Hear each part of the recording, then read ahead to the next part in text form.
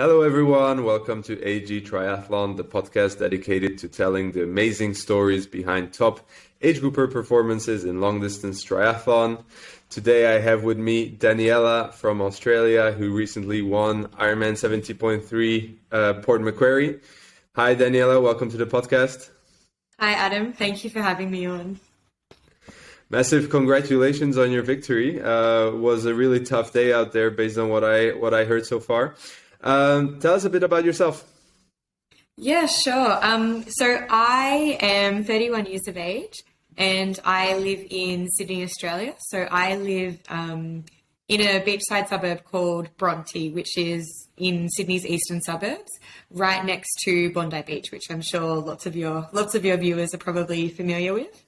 Very lucky in terms of living a little bit of a triathlon mecca. So we have Bondi and the other beaches for open water swimming.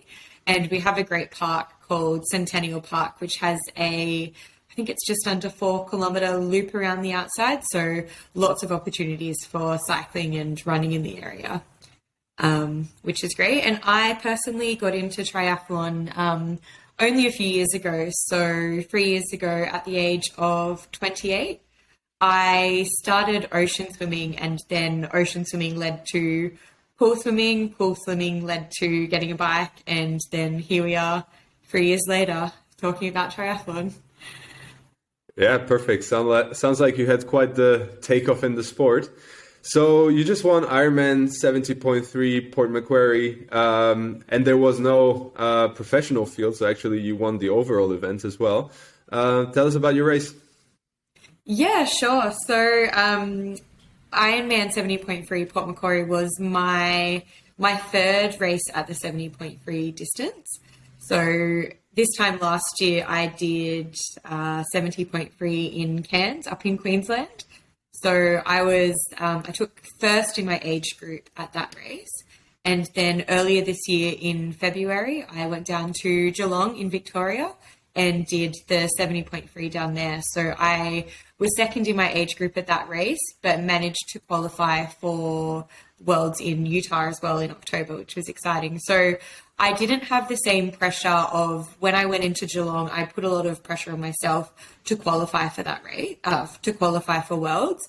As I had already qualified, this race was more just about doing the best that I could. So I knew that I wasn't likely to PB on this course compared to Geelong, just based on the nature of the course. So Port Macquarie is known for being quite a hilly bike course. So quite a number of hills, also not a great road surface. And we've had a lot of rain recently in New South Wales. So the already poor road surface was even worse in terms of the number of potholes based on that rain. So my key aim for the race was to try and get a run PB, which I did achieve.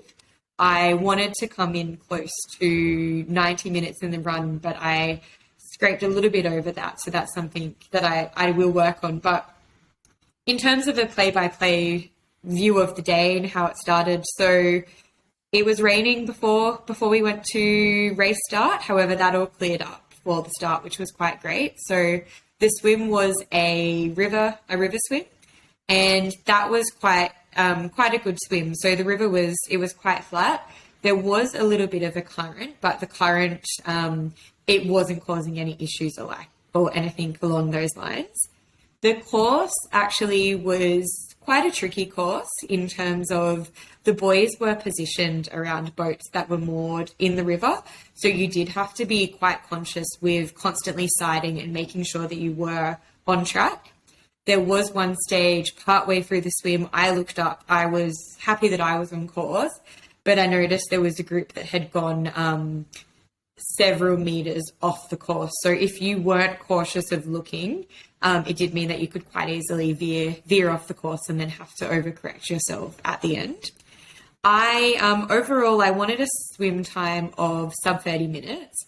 However, I finished, I think it was 31:56. So I wasn't 100% happy with that swim when I got out of the swim and then it essentially lapped through my Garmin. However, speaking to people after the race, there was a number of people that expected a faster swim time, and they just didn't achieve that based on the course navigation and the current on the day. then it was onto the bike. So felt quite good when I first jumped onto the bike. Within the first 10 kilometers, unfortunately, I lost one of my drink bottles. So based on the nature of the road, I had secured my drink bottles with elastic bands.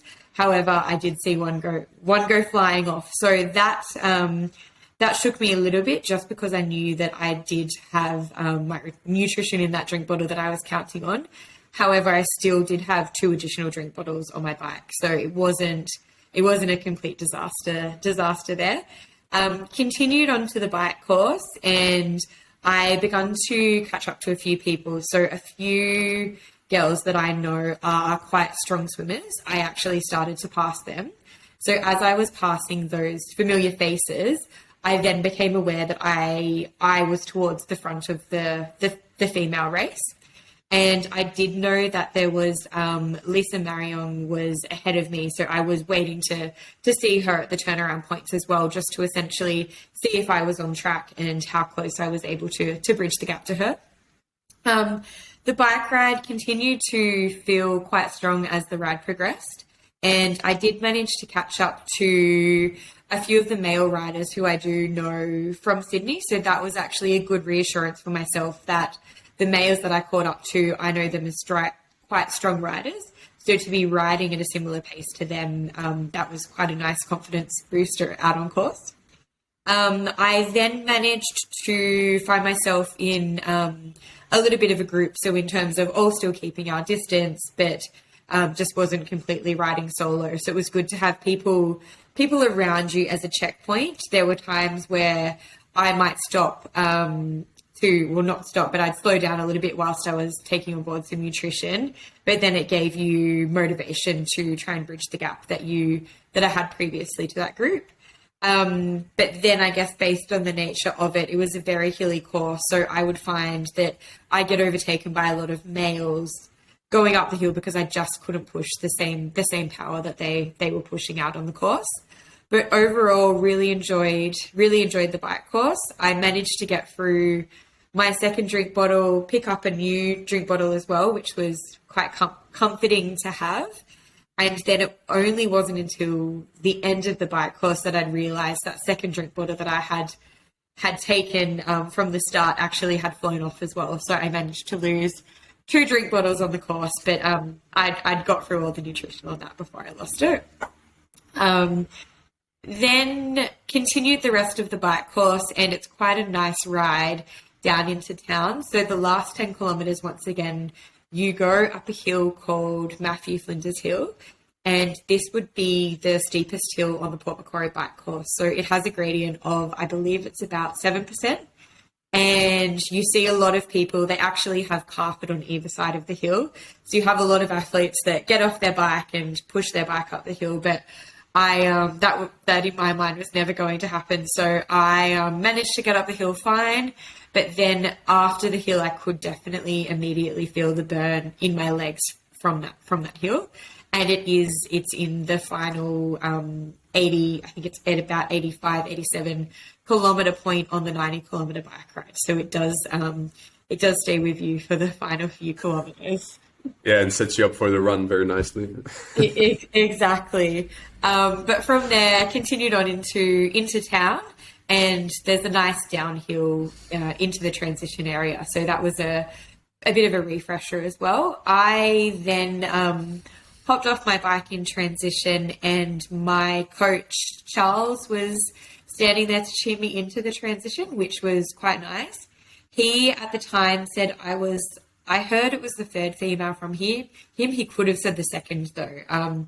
So that was, I guess, a bit of guidance that I had from him out on the course. And then as I was racking my bike and putting on my run shoes, I heard the commentator make an announcement to say that Lisa was ahead of me and that she was 2 minutes out on the run course.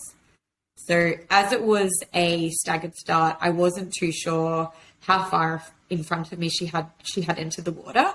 However, she's quite a strong swimmer, so I was aware that she probably was one of the early swimmers to go off. So after hearing that whilst in transition, my goal was to just hit the run as hard as I possibly could and try and bridge that gap. So headed out on the run course, and I was aiming for the time of 90 minutes. So I had a plan from Charles, which was essentially broken into 5-kilometer blocks. And I knew that I needed to run below my ideal speed for the first 5 kilometers and then try and build to a much quicker pace at the end. So I was happy with how I built into each of those 5-kilometer blocks. The first, I think it's about the 2-kilometer mark, there is quite a sharp uphill section, and then you have a gradual climb up as well. So I do need to be better at pacing myself up the hill, because just looking down at my Garmin, I noticed that I did drop a lot of speed on that hill. But then managed to pick it back up and be running at the pace that I was happy with. And by this stage, there was a lot of support on course. So you go past the Tri Village where all of the tents are. I knew coming in off the bike that one of my good friend's parents were standing there cheering. So I said to myself, once you get to that point, you'll see them cheering for you. And that was quite a great confidence boost to see them there. And then continued on the course. So it was a 2-lap run course. I caught up to Lisa, who was in first position, I think at about towards the end of the first lap. So I think it would have been about the 7-kilometer mark. And at that stage, I then had the lead female biker who was biking next to me. So that was also quite a nice experience to have that support on there. And I said to myself, the aim of the game is to not lose this biker. So essentially, the mental game I was playing with myself was, I don't want someone to come behind me and then that biker to get passed on to them. So that was what got me through towards the final lap. Out on the final lap, I was running at the same pace as one of the males on the course, and we ended up running side by side most of the runs. So it was essentially as if we were running on the track. We'd take turns of running in front of each other just to keep that pace up. So that was something which was quite nice as well. At the aid station, we'd spread apart a little bit, but then we'd come back together. So it was nice actually just having essentially that pace buddy out on the course. I really felt the stung in my legs in the final, I'd say 3 to 4 kilometers, but I just tried to maintain the pace. The aim was to reduce the pace down. So by the final 5-kilometer block, I should have been running between 4 and 4:10 kilometer pace, but I just couldn't achieve that. I think the bike course had really put too much pressure on my legs. So I was running, I'd say, trying to maintain 4:20 pace at that stage, just to get through to the finish line. Managed to push through to the finish line, and I saw a time of 4:42, which was 2 minutes off the PB I achieved in Geelong. So I was happy with that, but definitely by the end, I was well and truly exhausted. So it did put a lot into that race. And this was, I guess, a harder course than Geelong? That's right, yeah. So the bike classification for this was rolling hills, whereas Geelong is flat. And it is known for the hills and the bike surface as well. And likewise, the run, this classification was also minus the one hill. The classification was that it was a flat run. Yeah, so it was a pretty good performance, right? I mean, probably even your PB if you compare the courses, right? Yeah. One thing that comes up quite a bit during your race report is the impact or the interactions that you have with the male competitors.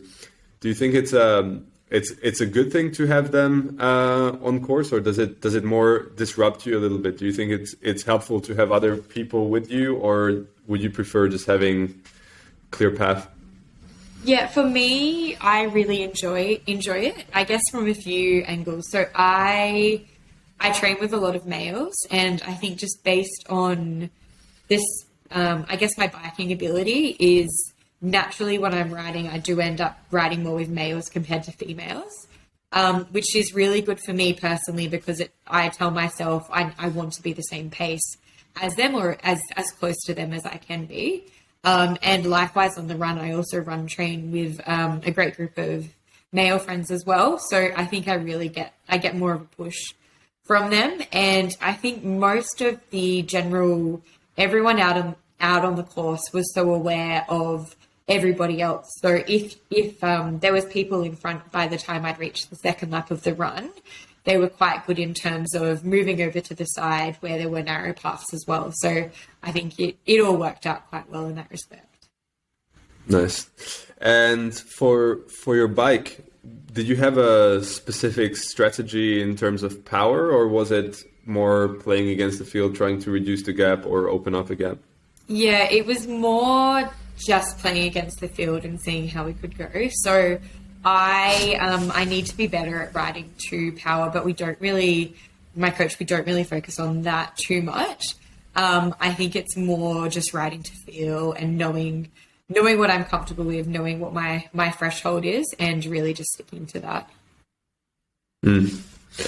Awesome. And so the second place finisher, Lisa Marignon, right? She used to be a professional. So what does it mean to beat an ex-professional in a 70.3? Yeah, it was quite good. So I guess I know Lisa. She trains with another group that's based in Sydney's eastern suburbs. So occasionally see her riding around Centennial Park and also at some of the local triathlon races that we have throughout New South Wales. So I have raced against her before, and in previous races I've come very close to her bike time. And that's always been the goal for me in terms of being the same level biker that she is and some of the other professionals. Likewise in Geelong, where there was a professional field in the 70.3, my bike split was actually quicker than a few of the female professionals. So that's really where I'm aiming to take my bike is I'm at the upper end of the age group. How can I continue to bridge the gap to the time that the professionals have specifically on the bike? I think that's the one that's most achievable right now. But definitely in the run, I think Lisa has been injured as well. So I thought that I might be aiming for a bit of a quicker run time, but definitely looking at where there are fields with other professionals and seeing what they achieve. So specifically in Geelong, I really want to be using the break that comes up over the winter to enter some running races to focus on my run so that I can get much closer to the times that I'm seeing those female professionals achieve. Perfect. And tell us about, at what moment do you realize that you won it? When I passed Lisa on the run, I knew that I was in a very good position of winning the race. Just because, as I said, on the bike, there were a few females, but they weren't too close to us. And I was doing some mental calculations in my head in terms of where did they need to start in the swim compared to how far would they need to be behind on the course. There was one female that was, she appeared to be coming up quite quickly on the run, who I did begin to stress about a little bit. But it was when I crossed the finish line, I knew that there was enough of a gap for me to have secured the win, which was quite a great feeling. Yeah. So you had Cassandra Heaslip. I think she finished in third with a very fast half marathon in 1:29. So yes, yeah. Yeah, and I think it's also interesting. I spoke to Hamish, who won the men's race. He was also talking about these different waves and the starting time being different for everyone, and trying to calculate to see if you actually win or you just win on the road, but then actually lose the race. So I think that is quite funny when you're trying to win the race and you don't know actually what's happening. So hopefully in the future something can be done about that. But therefore now you're qualified for 70.3 Worlds in St. George later this year. Given that it's on the other side of the world, are you planning to go? Yeah, so I accepted my slot off the back of the Geelong 70.3. So I'm definitely going. That's one of the aims, and it works out quite well. So I'll be able to take time off work come October. And I really just want to have a strong build up into that. and then see what I can achieve there. So it actually falls, I think it's 2 or 3 weekends before Kona at the end of the year as well. And I do have a friend that last weekend qualified for Kona. So I am toying with the idea of potentially going there for a bit of spectating and then having a few weeks before the race in America. But yeah, I guess that's part of it as well. It's not just the training side. You get the opportunity to go across to the other side of the world. So I really do want to make the most of it in all senses. Very cool. And we, like in Europe now, we're going into race season, right? And I think it's the same in the US. But for you, it's a bit different. As I understand now, essentially you will be starting a bit of an off season, or maybe a couple more races left before an off season. How are you going to? Well, first of all, how does the rest of the year look like for you? What are the races that you still have going on, and how will you manage to build up to St. George, which will actually be at the beginning of the season for you, right? Yeah, that's it. That's exactly right. So I have one race left in 2 weeks, which is it's a fun one to end the season. So it's the New South Wales Triathlon Club Championships race. Essentially, it's more a fun race. So the aim of the game is to earn points for your tri club, and that is it's a 1 kilometer swim, a 30 kilometer cycle, and an 8 kilometer run. So I'll be doing that in 2 weekends' time. And then from there, I don't have any races in the diary yet. I'm looking at, there's a few duathlons coming up. So 10K run, 40K cycle, 5K run format. I haven't done a race in that format before, but I'd really like to do one. And just speaking to my coach, we're looking at getting in a few run road races as well, just so that I can spend time focusing on that run. I think he has said, though, before we get too excited and start dialing up the run, probably should just have a little bit of downtime to let the body rest and then start building up a strong base from there again. Nice. And then on the other end of your off season, do you have some like preparatory races for St. George, like some lead up races? Not as of yet. We'll be looking at, I think because St. George is in October, the first races in Australia, well, it depends. There's a few 70.3s that happen in September, but in terms of smaller, like Olympic distance races, they don't generally start to build up until towards November. So it might be a little bit difficult, but I'll work with Charles and we'll just see what we can get in. But I think getting in some road run races will be key as well. I am also toying with the idea. I haven't run this past him, but getting into a few, there's a few road cycle races over the winter. So I'd like to see if I could try my hand at that as well, just to still be focusing on the bike at the same time. Yeah, that sounds good. So tell me about your coaching, because I saw on Instagram that it was quite a group down at Port Macquarie, both on the full distance and also on the half distance. So tell me about your coach, when you started working with him, how it's been going, what the team looks like. Yeah, so I'm trained by Charles Leggett. So he is the founder and runs a group called Hurt Locker Try. So I started training with, Hurt Locker Try, or HLT for short. I started training with them in March last year, but I knew Charles before. So the swimming squad that I was part of, it was called Bondi Fit. So they did ocean swims and also pool squad swims. So Charles trained with that group as well. So I knew his face from there. And I'm also part of a local triathlon club, so Coogee Tri Club. And Charles, or HLT, had an affiliation with them. So that's naturally how I knew of him. And then I really got to the point where I'd done a few races, I'd managed to podium, and I didn't really have the structure of having a coach. I was just joining in lots of group sessions, but not really having a key plan. And especially when it came to the long weekends, I didn't have a lot of structure around my brick sessions. So I spoke to Charles, and it seemed that he was going to be perfect. So then joined the plan last year. And Charles has a wealth of knowledge. So he's a overall 70.3 age group winner multiple times, and has also gone to Kona twice before, I believe. So he had a lot of knowledge to share and was already coaching some of my friends that I knew. And that's right, over the last 2 years, and specifically over the COVID period last year, the group of athletes that Charles trains at HLT has just continued to grow. And he's recently just brought on board a second assistant coach as well, who now has a full book of athletes. So it's really great. And it's great because over this build into Port Macquarie, both the 70.3 and the Ironman athletes had come together a few times and we'd gone and done some brick sessions. So some longer brick sessions on a Saturday, which is just really great to have fellow athletes training for the same race at the same time and really just encouraging each other.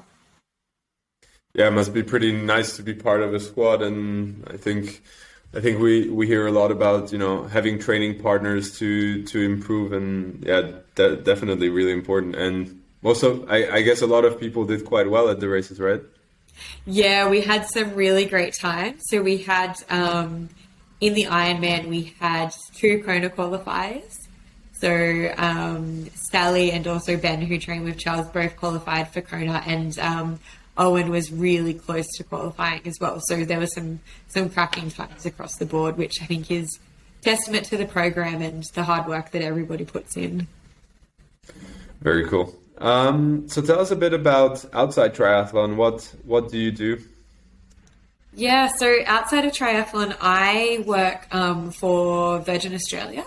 So I am part of the head office team, and I focus predominantly on our loyalty program, so Velocity Frequent Flyer, in the digital marketing space. So that takes a lot of my time. I have a great team there, and the business is quite understanding of goals that people have outside of the office as well. So off the back of going to a race, everyone's always quite excited to hear how did the race go, some key highlights from the day as well. So it's quite nice to have the balance of those two worlds. Nice. Sounds like a perfect environment for a triathlete. Yeah. Yeah. So how do you find this balance between aligning work and also doing triathlon at a very high level? Yeah, I mean it's good. I found a good balance. It can be difficult at times. So I think building into Port Macquarie, an average training week was anywhere from say 15 to 17 hours. So it is just lots of early wake ups to fit training in before work. The occasional, so on a Thursday, a triple training day. So do the cycle before work, at lunchtime go for a run, and then after work go for a swim. So it just does mean I have to be very organized. So at the start of the week, looking at the plan for the week, what's coming up, what needs to be done when. And then I think there is also sacrifices to make. So sometimes during the week, it means if colleagues from work are going out for dinner, you can't necessarily go out to that dinner because you either choose the dinner or the training session. So that is probably the hard part, but I think it is when you're so focused on a goal. And I really enjoy the training experience. I love training I do most of my training in groups. So I'm part of different cycle, swim and run squads. So a lot of the training is with a group, which really holds me accountable. And it's not just, I don't just go there to train, I go there to socialize with my friends as well. So I think that really helps form the balance when you've got people that you can socialize with at training. Yeah. And so what do you usually tell yourself when you're maybe lacking a bit of motivation and a race is still, 2-3 months out, you're in the off season, but you know that every session is key? Do you have any, go-to motivational tools that you would use to get yourself out of bed, or go to the pool at 8 o'clock in the evening, or what not? Yeah, I think the key is just really keeping that goal in sight. So why do I want to do this? And when it was, I want to qualify to go for Worlds, I'd use that to remind myself. And I'd also use the strategy in terms of, this isn't easy, because if it was easy, everyone would be standing on the podium or everyone would be boarding the plane to go to Worlds. So I think that mantra really got me through as well, in terms of if I don't work for it and I don't maintain consistency, then somebody else is going to, and that person that's been more consistent, then they're the one that's going to be on the podium and going to Worlds. So I just constantly use that to remind myself if I needed an extra bit of motivation why I was doing it. Mm. So now you're going to Worlds. What is the objective there? And then also my second question to this is, what is your objective in like the longer term in the sport? Do you want to become world champion? If not this year, then I don't know, within 5 years, something like that? Yeah, so I think with Worlds, I want to give it everything that I've got, essentially. So I think it's really key for me to refocus and to go in there strong with new goals. And that one of the key things is getting that run time down, which I know I can do. I just need to put in a consistent effort to do that. And in the long term, I think I'm at the age where I'm 31 now, so I'm in almost a very prime window of time. I mean, I'd love to, if I had the opportunity to be able to race as a pro. I mean, just for the thrill of it, to see how that would go. I've qualified to compete in the World Triathlon competition as well. So that is actually it's a month after Utah, and it's actually held in the UAE. So the goal is to try and do both a month apart, and really just push myself. This will be the first time racing in a triathlon internationally. So I really want to see how well I can go and see where it could potentially lead to. Nice. With all the traveling, I guess it's good that you work at an airline, huh? Yeah, exactly. There's a few perks associated, which is quite nice. Very cool. And then therefore, when your goal is to become pro, do you know what timeline you're aiming for? Is it like next year after? I mean, it would be see what unfolds, really. Ideally, if I could, next year or the year after, just because I think, based on being 31 now, don't have a lot of time to achieve that, and it might more be a question of, do I take a year off my corporate job in order to focus on trying going pro and see what could happen, knowing that I have the comfort of going back into the corporate world in a few years' time. So that's really where my mind's at the moment. But I need to sit down and I think have a serious thought about what could be next. Yeah, definitely. Well, Danyella, best of luck with that. Before we end the podcast, I want to hear your predictions for this weekend's World Championship. So what are your podium on the female and then the male side? Yeah, it's really interesting. I've been watching, seeing lots of the live footage from Utah and all of the pros at the moment. So I actually saw this afternoon a new bike that Christian Blumenfeld will be riding on the weekend, which I saw it as well. Yeah, which is it's missing a top tube, so it's I was quite surprised by that, but yeah, obviously the Norwegians are going to go quite well, and I know there's Sam Long as well. There's been a bit of controversy and a bit of chat coming from his way, so I'm really curious. I know he recently had an accident with a car, but I'm really interested to see all of the hype that's happened there, what he can achieve. And in the female race, I think it's going to be a cracker because there's so many strong athletes, and I know the likes of Danyella Eberle. It would be great to see what she does achieve after the last few races that she has had. And there's a very strong contingent of American girls as well. So yeah, really, really looking forward to it unfolding. Out of the top of my head, I can't really think of an Australian that would be a favorite, which is... Well, yeah, there's one Australian female pro, Renee Kiley. And I know she's been spending a lot of time over in America recently doing lots of training and riding up snowball a number of times as well. So I'm looking forward to see how she goes. I follow her on YouTube and she produces some great content, so I hope that she does do well. Nice. Awesome. So, Danyella, it was phenomenal chatting with you. Thanks a lot for joining the podcast. All the best for your last race of the season, and then the off season, and then of course 70.3 Worlds. Good luck with your career and objectives of becoming a pro. I hope to see you one day racing in the pro field. And thanks again for being here, and all the best. Great. Thanks very much, Adam. It was lovely to speak to you today. My pleasure. Talk soon. Bye.